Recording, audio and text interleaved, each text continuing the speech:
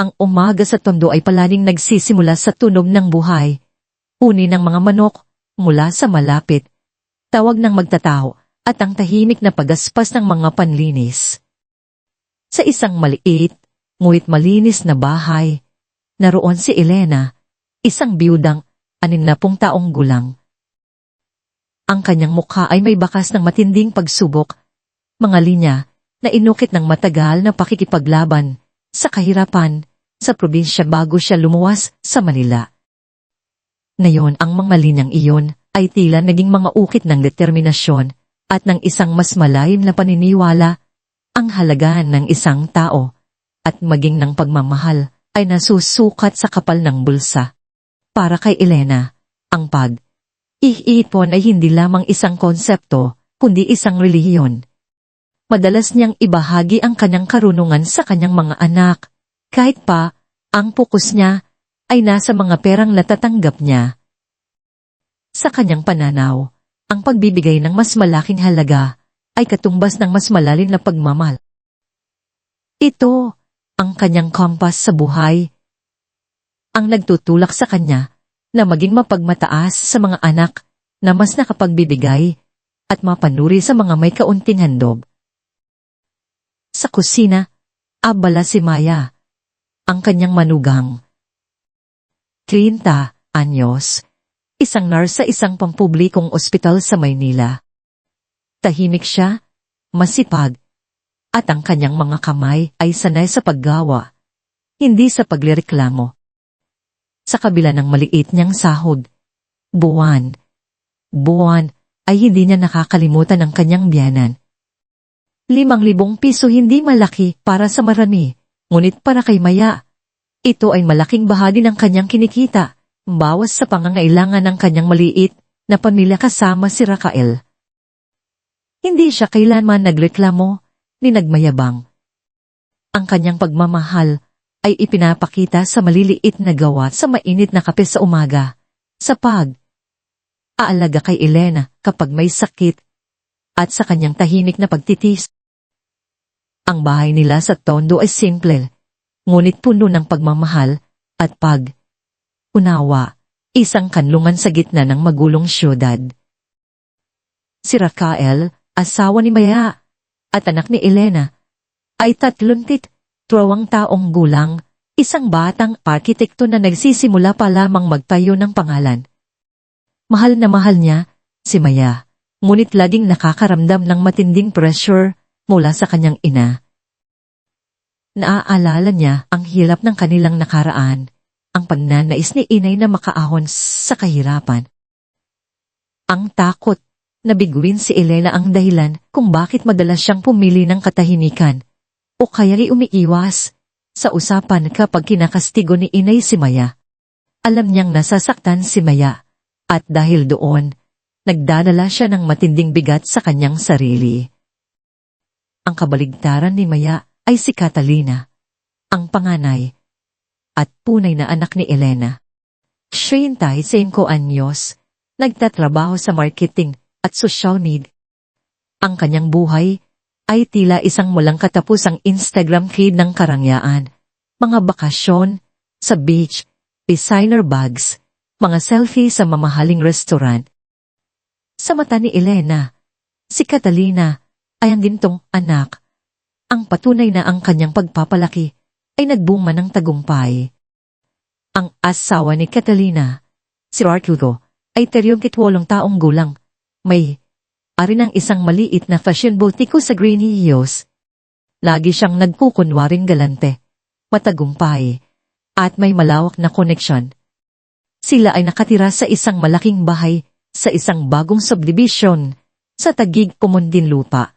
Isang bahay na laging may maliit na handaan at pagtitikon ng mga may-ari ng estero. Ang kanilang buwanang ambag kay Elena, 8,000 piso. Mas malaki. Mas nagmamahal. Madalas, sa mga pagtitipon ng pamilya, o kahit sa telepono lang, hindi mapigilan ni Elena ang kanyang sarili. Tingnan mo si Catalina, magsisimula siya, ang kanyang tinig ay pinupuri. Ang ganda ng buhay niya, ang sipag. Ignan mo ang bigay niya sa akin. Inay, talagang iniisip ang kinabukasan ko. Ang mga salitang ito ay laging may kasamang tago, o di, gaanong tago na taling sa panig ni Maya. Hindi tulad ng iba, na akala mo ay sapat na ang kaunting abot. Dapat matuto kang dumiskarte, Maya. Hindi ganyan ang buhay. Mahal ang gatas ngayon. Ang mga kaunting abot na iyon ay ang 5,000 piso ni Maya. Si Maya, sa tuwing naririnig ang mga salitang ito, ay laging yumuyuko. Walang pagtatanggol, walang paliwanag. Tahimik lang siyang kumikilos, nagluluto, nag-aalaga. Ang kanyang mukha ay kalmado, ngunit ang kanyang puso ay nagdadala ng hindi nakikitang sugat. Alam ni Rafael ang sakit sa mga mata ni Maya. Pribado silang mag-usap, at lagi niyang sasabihin, "Pasensya na, mahal." Darating din ang panahon na maiintindihan ni Inay ang lahat. Ipagtatanggol kita. Ngunit ang kanyang pagkilos ay laging nauuwi sa katahimikan, sa pag-iwas sa harap ng kanyang ina, at ito ang nagpaparagdag sa kalungkutan ni Maya. Ang pagmamahal ni Rafael ay totoo, ngunit ang kanyang pagka-puzzle ay nag-iiwan kay Maya na mag-isa sa laban. Isang linggo ng tanghalian sa bahay ni Maya at Rafael. Ang amoy ng nilagang manok at kanin ay bumubuo ng isang mainit na kapaligiran. Ngunit ang init na iyon ay mabilis na lumamig nang magsimulang magsalita si Elena. "Ang liit naman ng abot mo, Maya," wika niya, habang itinutulak ang kanyang plato. "Kung sana mas malaki ang binibigay mo, hindi ko na kailangan magpakahirap pa. Tignan mo si Catalina. Hindi talaga nagpapabaya sa akin." Aba, yun ang anak na may pakinabang. Ang kanyang tinig ay puno ng hinanakit. Tila ba ang 5,000 piso ay isang insulo? Sa edad kong ito, kailangan ko pa rin magtitid. Hindi tulad ng iba, buhay reyna na. Si Rafael ay laging nakaiwas ng tingin kay Maya tuwing nangyayari ito. Ang kanyang mga pisngi ay namumula sa hiya. Hindi lamang para kay Maya, kundi para sa kanyang sarili. Ang pakiramdam ng kawalan ng kapangyarihan ay nakakasakal, at ang pagmamahal niya sa ina ay lumalaban sa pagmamahal niya sa asawa. Ang kanyang paghinga ay bumibigat habang naririnig niya ang mga malalim na buntong hininga ni Maya. Matapos ang hapunan, habang naghuhugas ng pinggan si Maya, lumapit si Catalina kay Elena. Ang kanyang tinig ay malambing at puno ng pag-aalok. "Inay, bakit hindi na lang kayo tumira sa amin? Ang laki ng bahay, marami kayong kasama. Makakapasyal kayo sa mall, makakakain sa mga magandang restaurant. Hindi na kayo iisip kung saan kukunin ang gastos. Kami na ang bahala sa inyo, Inay. Gusto lang naming ipakita kung gaano namin kayo kamahal." Ang kanyang mga salita ay parang musika sa tenga ni Elena, lalo na pagkatapos ang pagrereklamo niya tungkol sa kakulangan ni Maya. Para kay Elena, ang imbitasyon ni Catalina ay higit pa sa isang simpleng pag-aalok.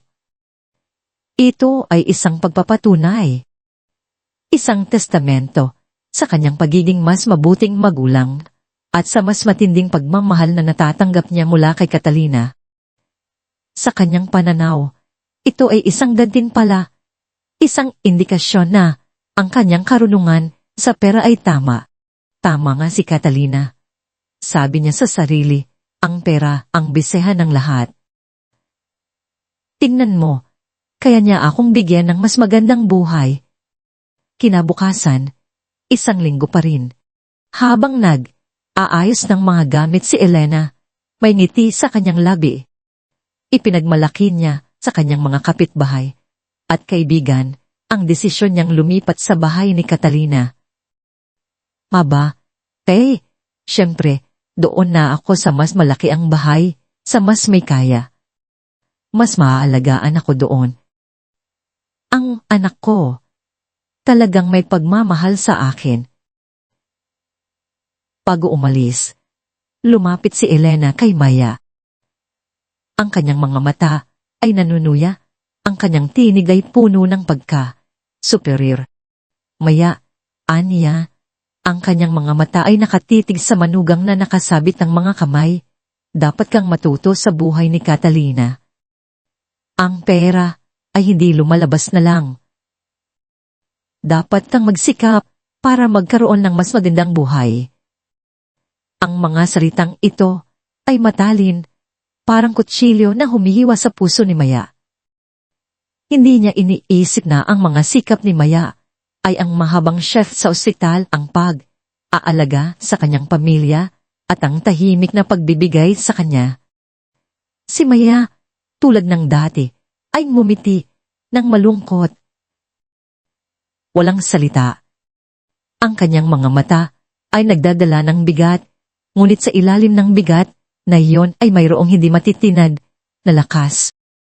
Tinitigan niya ang kanyang biyenan na umalis, ang kanyang mga hakbang ay puno ng pagmamalaki at pag-asa sa isang mas magandang buhay na dala ng pera.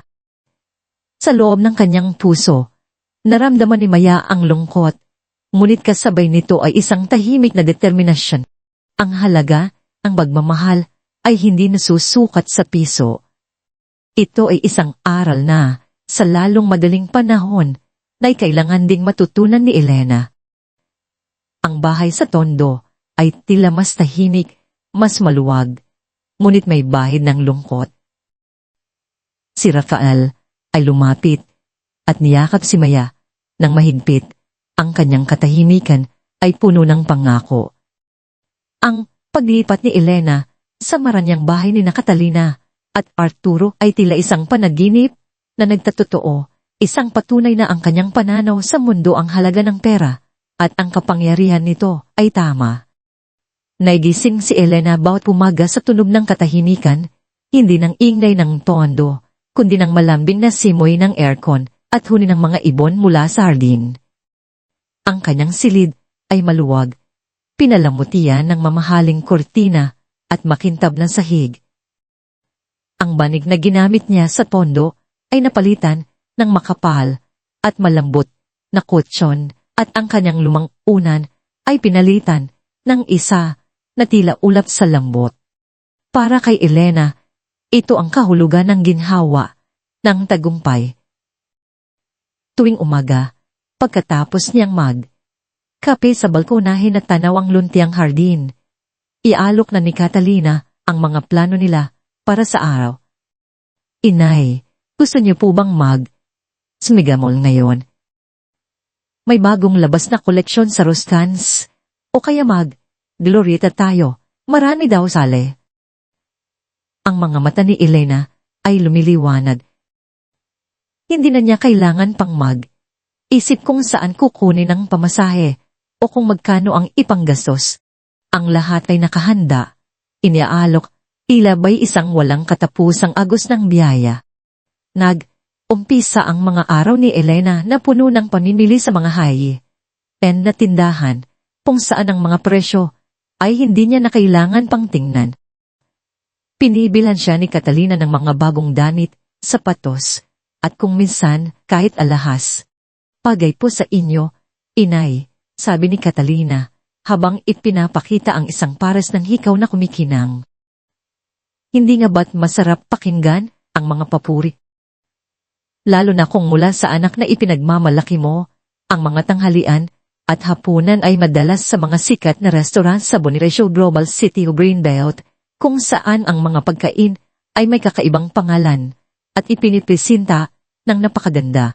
Ang bawat kagat ay tila nagpapatunay sa kanya na ang kanyang buhay ay umangat na, lumayo na sa nakaraang kahirapan. Sa tuwing may mga bisita sina Catalina at Arturo, karaniwan ng mga kaibigan nila mula sa Alta Sociedad, ipinapakilala si Elena ng may pagmamalaki. Ito po si Inay, wika ni Catalina, na tila nagpapakita ng isang mahalagang tropyo. Si Elena naman ay umaate na tila matagal nang nakasanayan ng ganitong klase ng buhay, tumatawa at nakikipagkwentuhan, habang sa loob niya ay hindi niya mapigyat ang pagmamalaki. Ito ang pinangarap niya, ang kanyang reward sa lahat, ang pagtitiis at sakripisyo. Ang kanyang Facebook profile ay naging isang virtual na album ng kanyang bagong buhay. Bawat check-in sa isang mamahaling restaurant, bawat karawan ng kanyang bagong bilin na damit, o ang paglalakad sa manicured na hardin ay may kalakip na caption na puno ng ay pinapakita lang kung paano ako inaalagaan ng anak kong mahal. Salamat, Catalina at Arturo, sa pagmamahal at pag-aalala na binibigay ninyo kay Inay. Ang sarap ng buhay ang bawat like at comment mula sa kanyang mga kaibigan at kapitbahay ay nagpapalakas sa kanyang ego, nagpapatunay na tama ang kanyang desisyon.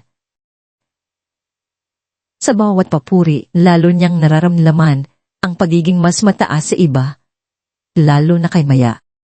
Hindi rin nawawala ang mga tawag niya kay Maya.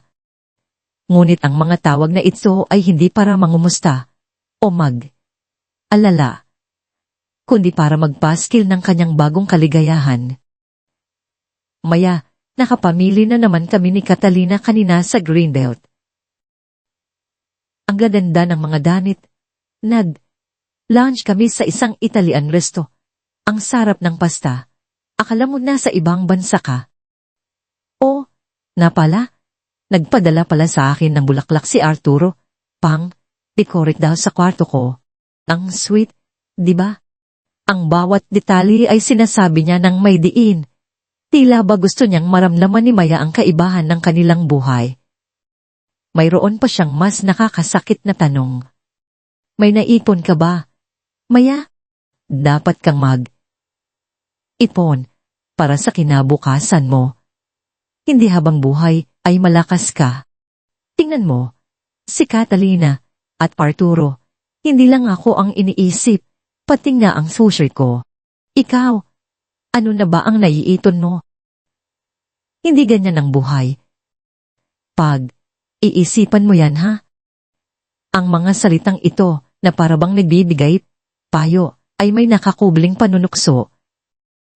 Hindi niya iniisip na ang sarili niya, si Elena, ay kasalukuyang namumuhay sa luho mula sa pera, ang kanyang anak, habang dinatanong si Maya kung may naiipon na ito mula sa maliit na sweldo nito.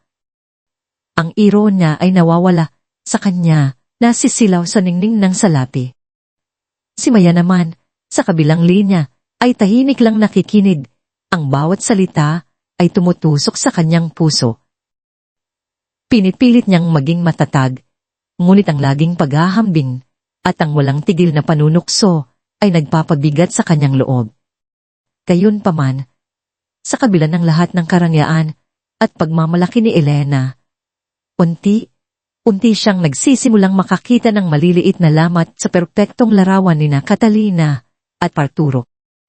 Ang mga lamat na ito ay hindi madaling makita sa una, ngunit sa paglipas ng panahon, lalo itong lumalaki. Madalas niyang mapansin si Catalina na nakikipag-usap sa telepono ng may pag-aalala sa kanyang mukha.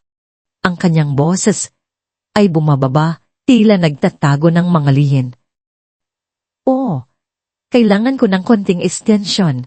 Alam mo na, medyo mahirap ang cash flow ngayon. Oo, mga bayarin. Sige, gagawin ko ang lahat para maayos yan. Ang mga salitang mga bayarin at extension ng deadline ay madalas marinig at ang mga noon ni Catalina ay laging may kunot. Kapag napapansin ni Catalina na nakatingin si Elena, mabilis siyang magpapalit ng ekspresyon, magpapanggap na wala lang. Ay, Inay, Ito yung mga kliyente. Alam mo na, sa marketing, ang daming gustong meeting. Kailangan laging on. Go. Sasabihin niya nang may pilit na ngiti. Si Arturo naman, na dati laging polo shirt na may brand na at masigla, ay madalas na ngayong wala sa bahay. At kapag umuuwi, mukha siyang pagod, ang kanyang mga mata ay may madilim na bilog. Kung minsan, mas madalas siyang umiinom ng alak kaysa dati, tahimik na nakatitig sa kawalan. Kapag tinatanong ni Elena, sasabihin niya, Inay, ang daming trabaho sa boutique. Alam mo na, kailangan laging may koneksyon. Pressure sa negosyo, Inay. Pero huwag kayong mag-alala, kaya namin yan. Ang kanyang mga salita ay may pagod at ang kanyang ngiti ay hindi umabot sa kanyang mga mata. Minsan, naririnig ni Elena ang mahihinang pagtatalo ni Catalina at Arturo tungkol sa pera. Ito ay laging nangyayari sa gabi o kapag akala nila'y natutulog na si Elena. Paano ba natin pabayaan yan? Maririnig ni Elena ang boses ni Catalina, may halong pagkabahala. Ang dami na nating utang, Arturo. Hindi na tayo makahiram pa. Sasagot naman si Arturo, kailangan nating isip ng paraan, hindi pwedeng mapahiya tayo kay inay. Ngunit kapag may gumalaw na gamit o may bumukas na pinto, agad silang hihinto, magpapanggap na walang nangyari. Uusap sila tungkol sa iba pang bagay, tungkol sa isang bagong pelikula o sa panahon na tila ba'y walang problema. Ang 8,000 piso na bigay ni Catalina kay Elena ay patuloy na ibinibigay buwan. Ito ang pampatunay na maayos ang kanilang buhay. Ngunit hindi nakakalusot sa matalas na mata ni Elena ang maliliit na pagbabago sa bahay. Ang mga bulaklak sa dase ay hindi na madalas mapalitan ng sariwa, at ang mga bagong dekorasyon na dati madalas dumating ay bihira na. Ang mga kainan sa labas ay naging mas madalang, at kung minsan, bigla na lang kinakansela ang mga plano nila ni Catalina. Inay, biglaan ang meeting ni Arturo. Hindi po tayo makakapag-lunch sa labas, paliwanag ni Catalina na may bahid ng pagkadismaya. Isang araw, habang nasa sala si Elena at kunwari nagbabasa ng dyaryo, narinig niya ang uusap ni Catalina at Arturo sa kusina. Hindi nila alam na gising si Elena at naririnig niya ang lahat. Kailangan nating mangganap utang ulit, Arturo, bulong ni Catalina, para lang makabayad sa minimum at hindi tayo maputulan ng kuryente. Paano na lang kung malaman ni inay? Nakakahiya. Hindi pwedeng masira ang imahe natin. Ang mga salitang mangga ng utang ay nagbigay ng kakaibang kaba sa dibdib ni Elena. Nagbalik sa isip niya ang mga alaala ng nakaraan, ang mga tao na naningitil ng pera sa kanilang mga magulang. Ngunit mabilis niya itong inalis sa isip niya. Imposible, bulong niya sa sarili, mayayaman ang mga anak ko. Siguro, pressure sa negosyo lang talaga. Si Catalina at Arturo ay nasa ilalim ng matinding presyon. Ang kanilang buhay ay isang delikadong balanse, isang malaking palabas na kailangan nilang panatilihin. Ang bawat pahirap na kilos, bawat pilit na ngiti, ay isang pagtatangka upang hindi masira ang imahe na matagal na nilang binuo. Higit sa lahat, ayaw nilang mapahiya kay Elena, ang ina, na matagal nang ipinagmamalaki ang kanilang tagumpay. Ang takot na malaman ni Elena ang katotohanan ang nagtulak sa kanila na manghiram, mangutang, at magpanggap, kahit na unti na silang nilalamon ng kanilang sariling mga kasinungalingan. Ang manlikeness na ipinapakita nila ay isang manipis na tela na anumang oras ay maaaring mapunit. Samantala, sa simpleng bahay ni Maya at Raquel sa Tondo, patuloy ang tahimik na daloy ng buhay. Si Maya, tulad ng dati, ay masipag na nagtatrabaho sa ospital. Ang kanyang mga kamay ay sanay sa pag-alaga sa mga pasyente. Ang kanyang puso ay sanay sa pagbibigay. Ngunit sa bawat tawag ni Elena, na puno ng pagmamalaki, sa bawat salita ng panunukso, nararamdaman ni Raquel ang unting paghina ni Maya. Napapansin niyang lalo itong pumapayat at ang dating sigla sa kanyang mga mata ay napapalitan ng lungkot at pagod. Ang ngiti ni Maya ay nananatili, ngunit ito ay isang ngiti na may bahid ng pait. Ang konsensya ni Raquel ay lalong nagpapahirap sa kanya.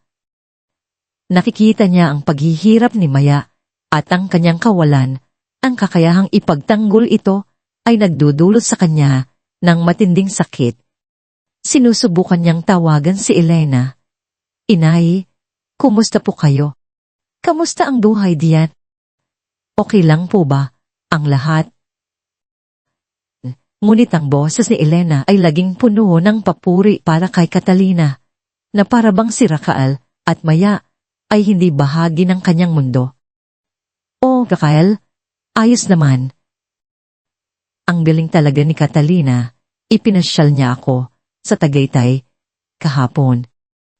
Ang ganda ng view. Siya nga pala, nakita mo ba ang post ko sa Facebook? Ang ganda ng bagong bag na binili niya para sa akin.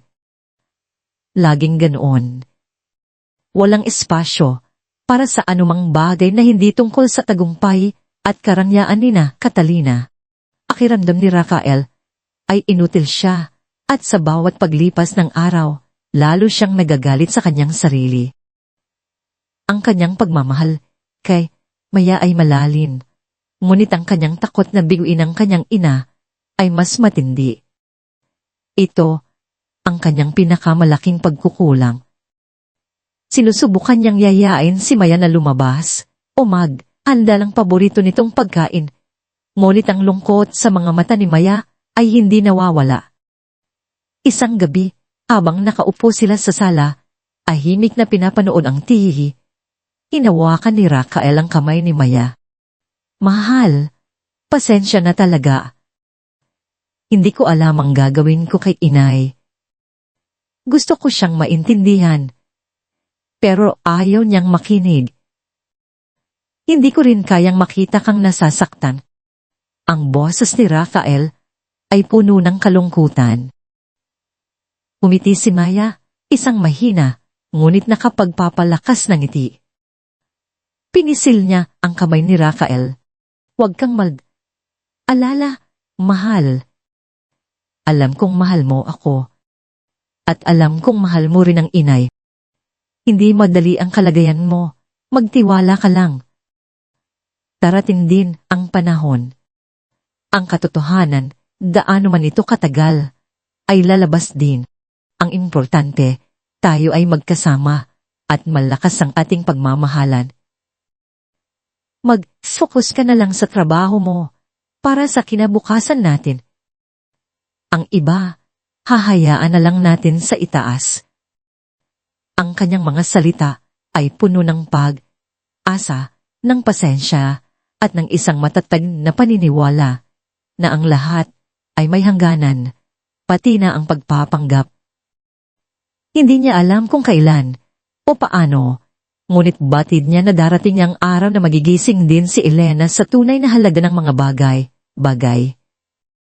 Ang kanyang tahimik na lakas ay isang sandigan para kay Raquel, isang paalala na ang tunay na kayamanan ay hindi nasusukat sa salapi, kundi sa katatagan ng puso at pag-ibig. Sa isang banda, alam ni Maya na ang kanyang mga paghihirap ay hindi nasasayang at ang kanyang pagtitiis ay mayroong mas malalim na layunin. Patuloy siyang nagdarasal, hindi lamang para sa kanyang pamilya kundi para na rin kay Elena, na sana'y makita nito ang liwanag sa gitna ng kadiliman ng materialismo. Ang hapon ay bumabalot sa San Lorenzo, Makati, isang lugar kung saan ang mga bakas ng araw ay tila mas ginintuan at ang mga anino ay mas mahaba kaysa sa kaniwan, sumasayaw sa mga makikinang na bintana ng mga mansyon. Sa loob ng maranyang bahay ni Catalina at Arturo, tahimik na nakaupo si Elena sa malambot na sofa, nakatingin sa malaking telebisyon na nagpapalabas ng isang telenovela. Ang inay ng palabas ay bumubulong lang sa kanyang tenga. Halos hindi na niya naririnig dahil abala ang kanyang isip sa pagpaplano ng susunod na pamimili. Ang kanyang kamay ay nakahawak sa isang baso ng paborito niyang iced tea. Ang mga daliri niya ay may bahid ng pagka-kontento. Ito ang buhay na pinangarap niya, ang patunay ng kanyang tagumpay. Ngunit ang katahimikan at ang pagpapahayag ng karangyaan ay biglang naputol. Isang malakas, paulit-ulit, nakatok sa pintuan ng umalingaw-ngaw sa buong bahay. Tila ba may sumisila sa pader ng kanyang ilusyon. Nagulat si Elena, napatingin sa pintuan. Sino kaya ang bibisita sa ganitong oras? Hindi naman ito ang oras ng kanyang mga kaibigan. Pagkatapos ang katok, sumunod ang mga boses. Hindi ito mga boses ng mga kaibigan o ng mga nagbebenta. Ito ay mga boses na puno ng galit, pagbabanta, at pagdidemanda. Arturo, Catalina, lumabas kayo. Bayaran ninyo ang utang ninyo. Isang boses ang humihiyaw, kasunod ng malakas na pagtulak sa pintuan. Ang ingay na ito ay nagpatindig sa balahibo ni Elena, isang nakakabagabag na tunog na tila pamilyar. Ngunit matagal na niyang inakala na nalimot na. Mabilis na nagmamadali si Catalina at Arturo mula sa kanilang silid. Ang kanilang mga mukha ay namutla. Ang kanilang mga mata ay puno ng takot. Sinubukan nilang harapin ang pinto.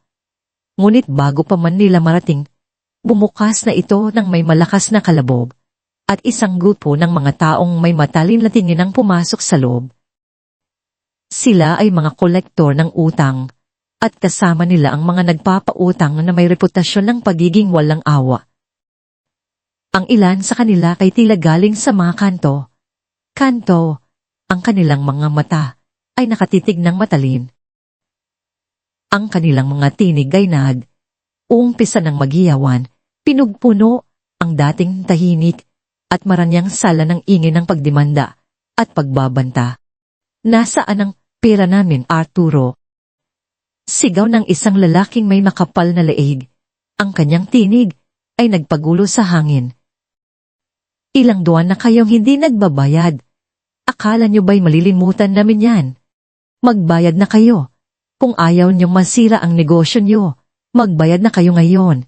Dagdag pa ng isa. Ang kanyang mga mata ay nagliliyab sa gal. Si Catalina at Arturo ay nagsimulang magbakaawa. Ang kanilang mga tinig ay nabulunan sa takot. Sandali lang po, kuya. Bigyan lang po kami ng konting panahon. May ipapasok po kaming pera. Pangako po, babayaran namin lahat. Pakiusap ni Arturo, ang kanyang dati mayabang na tindig ay ngayon nagmukhang lanta. Panahon. Ilang beses na kaming nagbigay ng panahon. Puro kayo pangako, pero wala namang nangyayari. Sumigaw ang isang babae. Ang kanyang boses ay mas matinis, mas galit. Alam namin na mayaman kayo, kaya bakit ayaw niyong magbayad ng utang niyo? O baka naman, nagpapanggap lang kayong mayaman. Ang huling salita ay tumagos sa tenga ni Elena, mas matalimpas sa anumang kutsilyo. Nagpapanggap lang kayong mayaman. Nagpapanggap. Ang kanyang mundo ay tila gumuho sa bawat salitang lumalabas sa bibig ng mga nagdedemanda. Ang kristal na chandelier sa kisame ay tila umiikot. Ang mga ilaw nito ay nagpapahiwatig ng isang masamang panaginip. Ang matagal nang nakatagong katotohanan ay unting lumabas. Walang awa sa harap ni Elena. Ang bautikoy ni Arturo ay matagal ng lugi. Ang mga mamahaling damit, ang mga koneksyon, ang mga trip sa Tagaytay, at shopping sa Glorieta na ipinagyayabang ni Catalina ay pawang pinondohan ng utang, maging sa mga nagpapautang na may mataas na interes, ang tinatawag na 5-6. Ang 8,000 piso na buwanang ibinibigay kay Elena ay hindi galing sa kanilang kasaganaan, kundi sa utang na kanilang pinangungutang. Ang lahat ng karangyaan may isang palabas, isang malaking pagkukunwari upang mapanatili ang kanilang imahe at ang pagmamalaki ni Elena. Akala ko ba'y successful kayo? Bakit hindi nyo kayang bayaran ng 50,000 pesos nyo? Abay, nasa mamahaling subdivision kayo.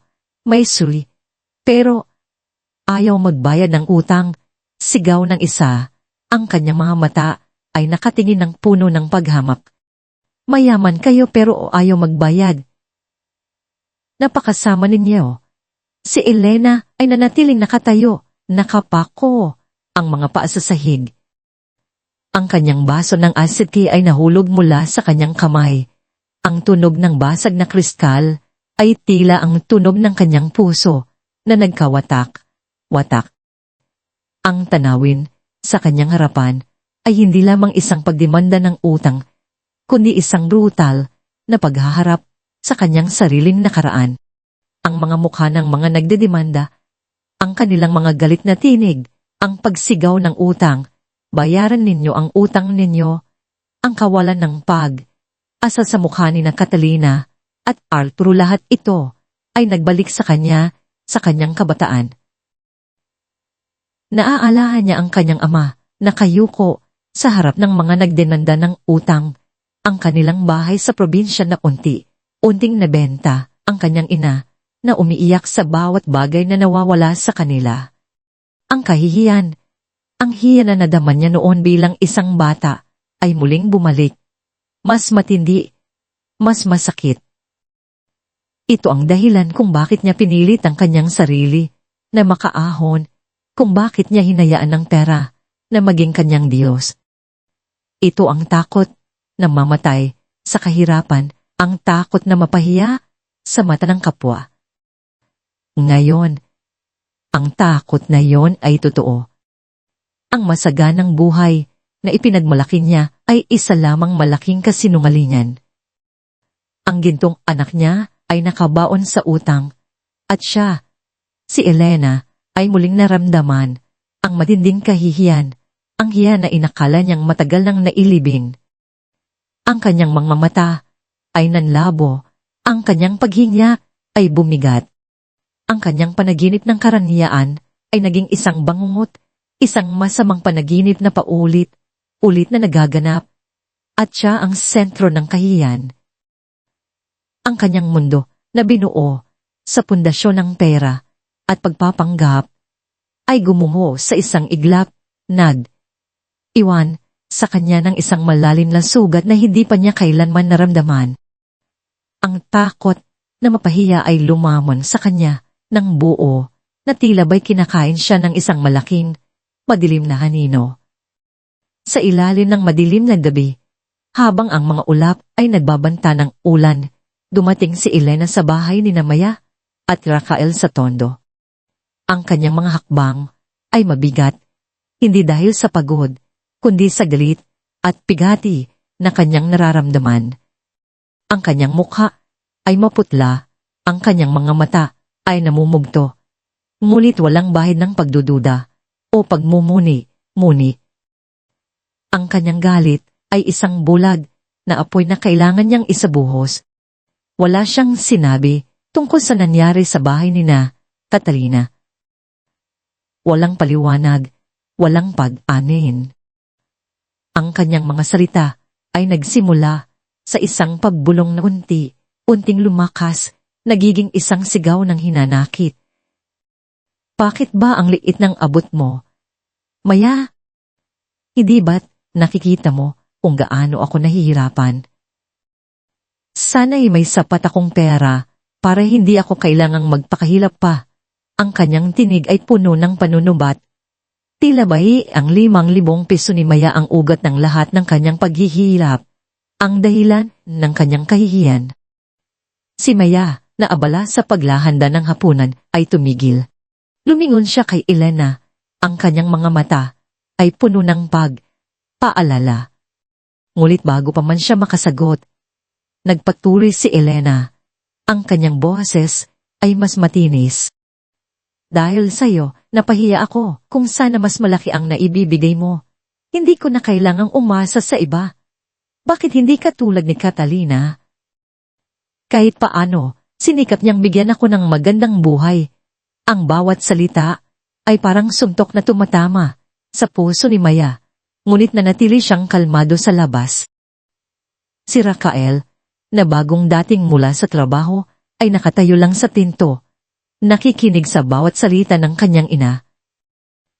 Ang kanyang mga kamao ay nakakuyom. Ang kanyang panga ay humihigpit. Ang bawat salita ni Elena ay hindi lamang tumama kay Maya, kundi tumama rin sa kanya.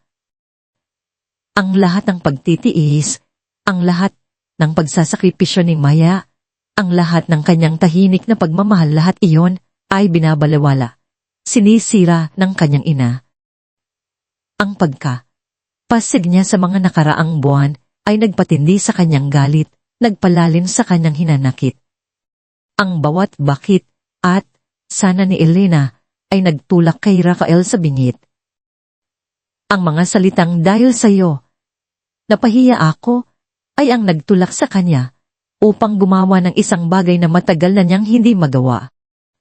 Ang lahat ng kanyang pagpigil, ang lahat ng kanyang takot na biguin ang kanyang ina ay bumagsak sa isang iglap. Tama na, inay, ang boses ni Raquel ay malakas, puno ng diin o malinglamaw sa maliit na bahay. Ito ay isang boses na hindi pa naririnig ni Elena mula sa kanyang anak. Tumindig siya, ang kanyang katawan ay nanginginig, hindi sa takot, kundi sa matinding emosyon. Hindi niyo ba nakikita kung gaano si Maya nagsisikap? Sa araw niyang pagod sa ospital, sa pag-aalaga sa ating pamilya, sa lahat ng kanyang ginagawa para sa inyo. Sa tingin niyo ba'y madali ang kanyang sitwasyon? 5,000 piso iyan. Inay, hindi ba't malaking bahagi na yon ng kanyang kinikita? Bakit lagi niyo siyang kinukumpara kay Catalina? Bakit lagi niyo siyang minamaliit? Ang bawat salita ay lumalabas mula sa kanyang bibig ng may puwersa, tila ba'y pinakawalan ang lahat ng kanyang na itong galit at pighati. Nakikita mo lang ang gusto mong makita, inay. Patuloy ni Raquel, ang kanyang mga mata ay nakatitig ng matalin sa kanyang ina, walang bahid ng iwas. Hindi mo nakikita ang tunay na pagmamahal, ang tunay na sakripisyo. Ang nakikita mo lang ay ang pera, ang panlabas na anyo. Bulag kayo sa tunay na halaga ng tao. Inay, bulag kayo sa pagmamahal ni Maya. Ang kanyang mga salita ay tumagos kay Elena, mas masakit kaysa sa anumang insulto. Ang kanyang tinig ay naglalabas ng lahat ng kanyang pagsisisi, ang kanyang kawalan ng kakayahan na ipagtanggol ang kanyang asawa sa loob ng mahabang panahon. Hindi niyo naiintindihan. Inay, ang pagmamahal ay hindi nasusukat sa halaga ng pera. Si Elena ay natigilan. Ang sigaw ni Raquel, ang kanyang anak na laging tahimik at sumusunod, ay nagulat sa kanya. Ang kanyang galit ay unting nawala, napalitan ng pagkabigla at isang bahid ng takot. Ngunit bago pa man siya makasagot, may humawak sa kanyang kamay. Si Maya. Sa gitna ng kaguluhan, nanatili siyang kalmado. Tila ba'y isang tahimik na sentro sa gitna ng bagyo. Hindi siya umiiyak, hindi siya sumisigaw.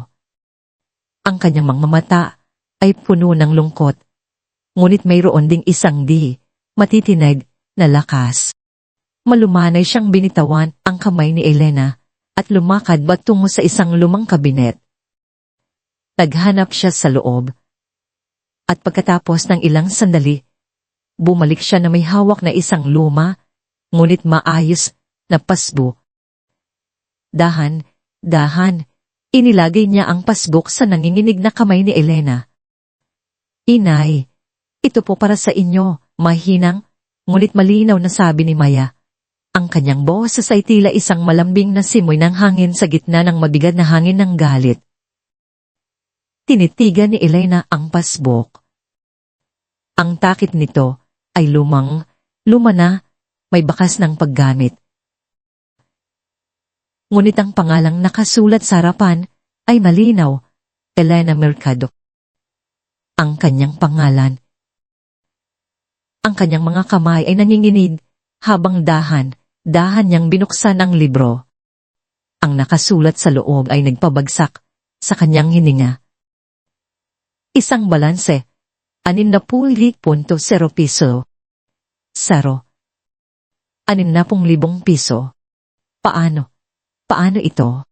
Pulong ni Elena. Ang kanyang boses ay halos hindi na lumalabas. Ngumiti si Maya, isang ngiti na puno ng pagod, ngunit may malalim na pagmamahal. Inay, buwan to, mula sa 5,000 piso na ibinibigay ko, nagtatabi po ako ng kaunti. Dinagdagan ko rin po ng parte ng aking bonus mula sa ospital. Ipunan ko po yan para sa inyo. Akala ko po, baka sakaling kailangan nyo ng emergency fund. Tumingin si Elena kay Maya. Ang kanyang mga mata ay nanlabo sa luha. Ang kanyang isip ay naguguluhan. Ang manubang na kanyang minamaliit, ang anak na may kaunting abot, ang babaeng lagi niyang pinupuna, dahil sa kakulangan nito siya ang tahimik na naghanda ng pondo para sa kanya. Siya ang nag-ipon, nagtabi, at nagsakripisyo, hindi para sa sarili, kundi para sa kanya. Hindi naman po mahalaga ang halaga, inay. Patuloy ni Maya, ang kanyang tinig ay puno ng lambing. Ang mahalaga po ay ang pagmamahal at pag-aalala.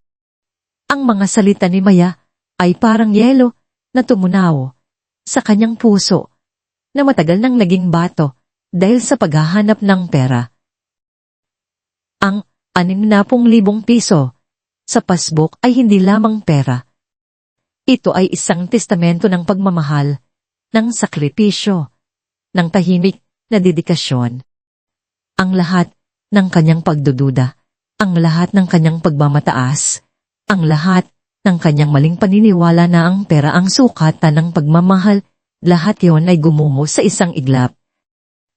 Ang kanyang anak na kinamuhian niya, ang taong inakala niyang walang silbi, ang taong itinuring niyang mababa kaysa sa kanyang sariling dugo, ang siyang nagpakita sa kanya ng pinakadalisan na anyo ng pagmamahal. Ang kanyang mga mata ay napuno ng luha, mainit at masakit. Ang kanyang bibig ay naninginig. Walang masabi. Ang kanyang mundo, na matagal nang binuo sa materialismo at pagpapanggap, ay tuluyang nasiya. Ngunit sa pagtasilang iyon, mayroong isang maliit na sinag ng pag-asa, isang asa na ang punay na halala ng buhay ay matutunan niya, sa wakas, sa pamamagitan ng pagmamahal na kanyang binabalewala. Ang paghahayag ni Maya ay hindi lamang isang simpleng pagpapakita ng pera, kundi isang bruto na pagsaksi sa kanyang pagkabulag, isang pagsaksi na nagpalaya sa kanya mula sa kanyang sariling kulungan ng pera. Si Elena, sa loob ng kanyang puso, ay naramdaman ang pagbagsak ng isang malaking pader, isang pader na siya mismo ang nagtayo. Ang pasbok sa naninginig na kamay ni Elena ay hindi lamang isang simpleng kuwaderno ng bangko. Ito ay isang salamin, isang mabagsik na ebidensya ng pagmamahal na kanyang binabalewala, ng pagmamahal na kanyang sinaktan, at ng katotohanang matagal na niyang ipinagsawalang bahala. Ang mga numerong nakasulat doon, 60,000 piso, ay higit pa sa halaga. Ito ay bigat ng pagsisisi, lamig ng katotohanan, at init ng isang pagmamahal na walang pasubali. Nakatayo si Maya sa harap niya, kalmado. Ang kanyang mga mata ay naglalaman ng malalim na pag-unawa at isang pagmamahal na tila hindi na kailanman matutumbak. Walang halong pagtatampo, walang bahid ng pagmamalaki. Tanging dalisay na puso ang makikita sa kanyang mukha. Sa sandaling iyon, tila ba'y nawala ang lahat ng ingay sa mundo. Naging bingi si Elena sa anumang tunog, maliban sa tibok ng kanyang sariling puso, na tila sumusuntok sa kanyang dibdib. Ang pasbuk ay tila bumigat sa kanyang kamay, ang bawat pahina ay isang pahina ng kanyang mga pagkakamali. Ang nagpapatuloy na sigaw ni Rafael, ang kanyang anak na minsay tahimik, ang eksena ng kahihiyan sa bahay ni Catalina at Arturo. At ngayon, ang tahimik na sakripisyo ni Maya na nakasulat sa isang simpleng pasbuk. Lahat ay nagsama-sama. Umagsak sa kanyang balikat na tila isang napakalaking bato. Ang mga haligi ng kanyang paniniwala na binuo sa loob ng 60 taon ng buhay ay gumuho ng sabay. Naaalala niya ang bawat pagkakataon na sinaktan niya si Maya ng kanyang mga sala. Ang kaunting abot, ang hindi marunong dumiskarte, ang wala naman kayong naiipon. Ang bawat pilit ng ngiti ni Maya, ang bawat malalim na paghinga ni Rafael. Ang lahat ng iyon ay nagbalik sa kanya, hindi bilang mga alaalang malabo, kundi bilang mga matatalas na piraso ng basag na salamin na tumutusok sa kanyang kaluluwa. Ang kanyang matinding takot sa kahirapan, ang kanyang pagiging obsessed sa pera, ay naging isang bulag na bilo na nagtago sa kanya sa katotohanan. Ngayon, ang belo ay napunit. Ang kahirapan ng kanyang nakaraan na dati dahilan niya upang maging makasarili at mapagmataas ay hindi na isang katuwiran. Ito ay naging isang aral, isang paalala na ang tunay na halaga ng isang tao ay hindi nakikita sa numero ng kanilang bank account, kundi sa puso. Hindi sa peso, ang sukalan ng puso, kundi sa tunay na pagmamahal na walang hinihintay na kapalit. Ang bawat linya sa pasbuk ay tila nagsasalita, nagkukwento ng mga pagod na araw sa ospital, ng mga sakripisyong walang nakakaalam, ng mga pangarap na isinantabi para sa iba. Ang 5,000 piso na kanyang minamaliit ay naging 60,000 piso ng pagmamahal na tahimik na binuo. Sino ang tunay na mayaman? Hindi si Catalina na nakabaon sa utang at pagpapanggap. Hindi rin siya, si Elena, na nabulag ng pera, kundi si Maya, ang tahimik na nurse na may pusong ginto. Napakasakit ng realization na ito. Ang kanyang mga pisngi ay nabasa ng luha, mainit at maalat. Ang kanyang lalamunan ay tila may nakabara at ang kanyang katawan ay nagsimulang manghina. Siya, si Elena, ang matandang babae na laging nagmamalaki sa kanyang karunungan sa pera, ay biglang naging isang bata na umiiyak sa harap ng isang katotohanang hindi niya kayang tanggapin. Hindi niya ito kayang tanggapin, ngunit kailangan niyang tanggapin. Ito ang kanyang karma, ang bunga ng kanyang sariling mga kamalian. Patawarin ninyo ako. Bulong ni Elena, ang kanyang boses ay nanginginig at hirap na hirap lumabas. Ang kanyang mga mata ay nakatingin kay Maya na ngayon ay tila isang anghel sa kanyang paningin. Patawarin mo ako, Maya. Patawarin mo ako, Rafael. Nabulag ako ng pera. Hindi lamang iyon, isang paghingi ng tawad para sa kanyang mga salita. Ito ay isang paghingi ng tawad para sa kanyang buong buhay na puno ng kamalian, para sa pagtatanggi sa tunay na pagmamahal, para sa pagiging bulag sa kabaitan at sakripisyo. Lumapit siya kay Maya, at sa unang pagkakataon, sa mahabang panahon, hinawakan niya ang kamay ni Maya ng may pagmamahal at paggalang. Sa loob ng mahabang sandali, niyakap ni Elena si Maya ng mahigpit. Ito ay isang yakap na puno ng pagsisisi, ng kalungkutan, at ng isang bagong simula. Ang mga luha ni Elena ay bumasa sa balikat ni Maya, ngunit ngayon, ang mga luha na iyon ay hindi nagaling sa galit o kahihiyan, kundi sa pagilong. Lumapit si Raquel at niyakap niya ang kanyang ina at asawa. Ang gulo sa kanyang dibdib, ang bigat na kanyang dinala sa loob ng mahabang panahon, ay biglang nawala. Sa wakas, ang kanyang pamilya ay muling nagkasama, hindi dahil sa pera, kundi dahil sa katotohanan at pagmamahal. Patawarin mo rin ako, mahal, sabi ni Raquel kay Maya. Ang kanyang boses ay basag, sa lahat ng pagkakataon na hindi kita ipinagtanggol. Sa lahat ng pagkakataon na pinili kong manahimik, hindi ko dapat hinayaan na saktan ka ni inay. Pinisil ni Maya ang kamay ni Raquel. Okay lang, mahal. Naiintindihan ko. Mahalaga. Ngayon, ay magkakasama tayo. Ang kanyang ngiti ay hindi napilit. Ito ay ngiti ng kapayapaan. Ilang araw ang lumipas. Ang katahimikan sa bahay ni Maya at Raquel ay hindi na tahimik na puno ng lungkot, kundi tahimik na puno ng pag-unawa. Si Elena ay nagbago. Ang kanyang dating pagmamataas ay napalitan ng pagpapakumbaba, ang kanyang galit ay napalitan ng kalungkutan na may halong pag-asa. Madalas siyang nakaupo, nang tahimik, nagmumuni. Ngunit, tila ba'y muling binabalikan ng bawat yugto ng kanyang buhay. Isang hapon, habang aayos ng mga gulay si Maya sa kusina, may katok sa pintuan. Nang buksan ni Raquel ang pinto, tumambad sa kanila sina Catalina at Arturo. Ang kanilang mga mukha ay pagod, ang kanilang mga mata ay may madilim na bilog.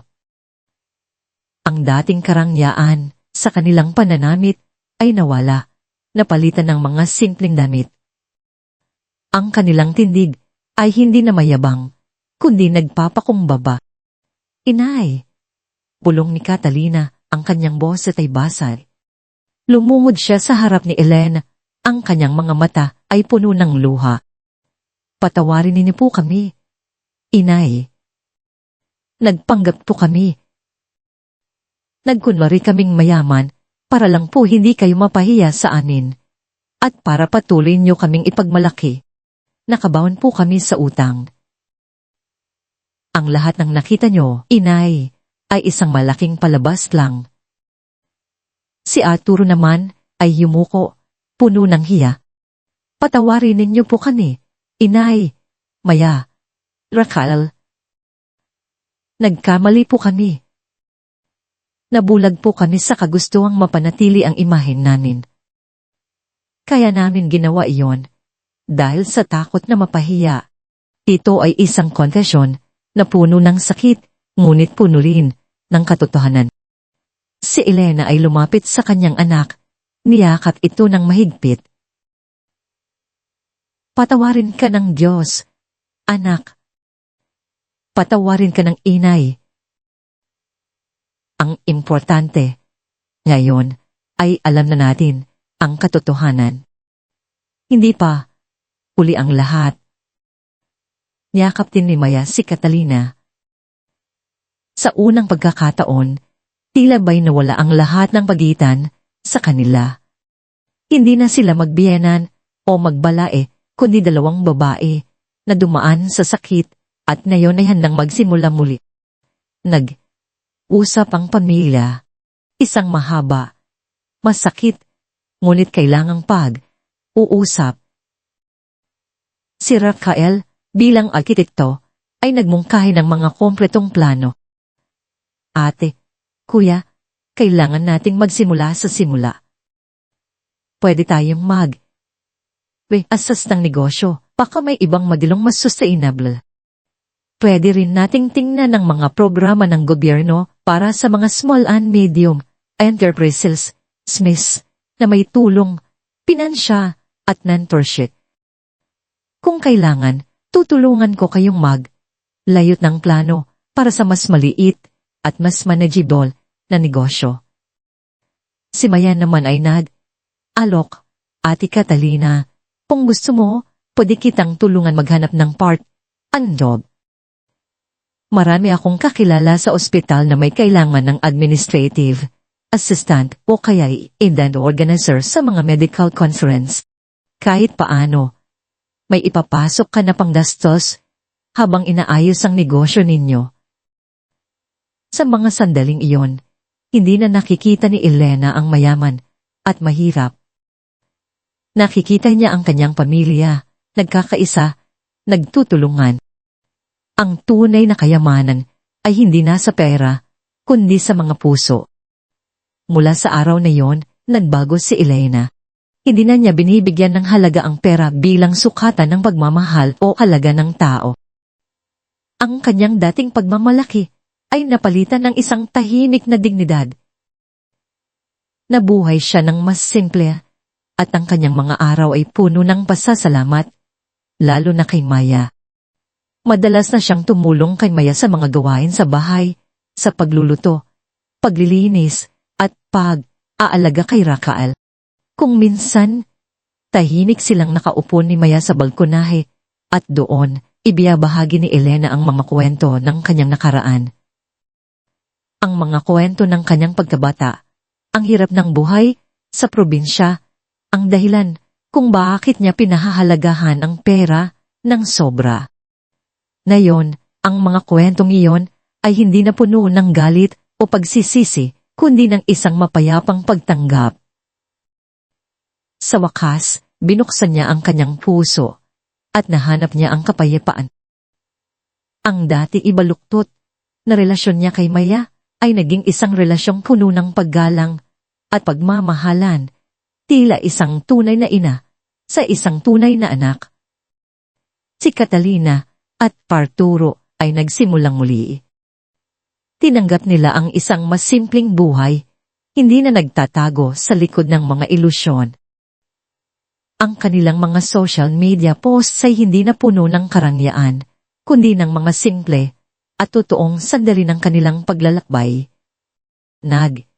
Focus sila sa pagtatabaho ng matapat at dahang binubuo muli ang kanilang buhay, hindi na para sa imahe, kundi para sa tunay na kasiyahan. Ang pamilya ay muling nagkaisa, mas matatag, mas nagkakaintindihan. Si Maya at Raquel ay nagpatuloy sa kanilang simpleng buhay. Ngunit ngayon, ang kanilang bahay ay puno ng mas malalim na respeto, pagmamahal, at pag-unawa. Ang relasyon ng magbiyenan, ng magkapatid, ay napagaling, mas matatag kaysa dati. Isang gabi, sa bahay ni Maya at Raquel sa Tondo, isang mainit na hapunan ang nagaganap. Ang amoy ng adobo at sinigang ay pumupuno sa buong bahay, nagbibigay ng pakiramdam ng init at pagmamahal. Nakapalibot sa maliit na mesa sina Elena, Maya, Raquel, Catalina, at Arturo. Walang mga salita ng paghahambing, walang hinanakit. Aning dawanan, kwentuhan, at tunay na pagmamanghalan ng naroon. Tinitigan ni Elena, si Maya. Ang kanyang mga mata ay hindi na naghahanap ng halaga sa pera, hindi na nagdududa, hindi na mapanuri. Ngayon, ang kanyang mga mata ay puno ng pagmamahal, pagmamalaki, at isang malalim na pagpapasalamat. Sa mga mata ni Maya, nakita ni Elena ang kapayapaan na matagal niyang hinahanap, hindi sa material na bagay, kundi sa puso. Ito ang tunay na kayamanan, ang tunay na ginhawa, ang tunay na buhay. Si Elena, sa wakas, ay natagpuan ang kanyang sarili at ang tunay na kahulugan ng pamilya.